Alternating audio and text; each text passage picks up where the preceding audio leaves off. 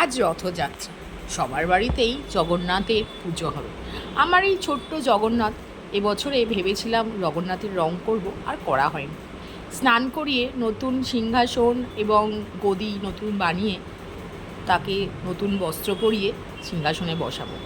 তার আগে গোপাল, আমার ছোট গোপাল, রাধা, কৃষ্ণ সবাইকেই স্নান করিয়ে বসিয়ে দিয়েছে।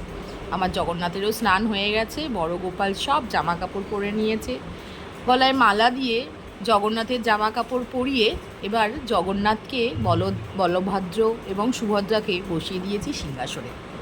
আপনারাও নিজেই সবাই নিজের নিজের বাড়িতে আজ রথযাত্রাতে পুজো করছেন।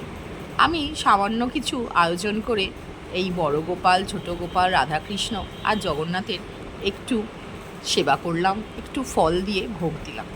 আপনারা কে কী করলেন আজকে অবশ্যই জানান।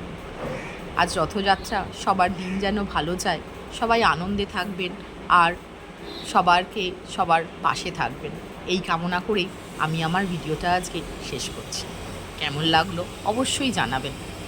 আজ তার সাথে সাথে আমি আমার ঠাকুরঘরটাও আপনাদের দেখিয়ে দিই। সবার ঠাকুরঘর নিশ্চয়ই আমার থেকেও সুন্দর সাজানো।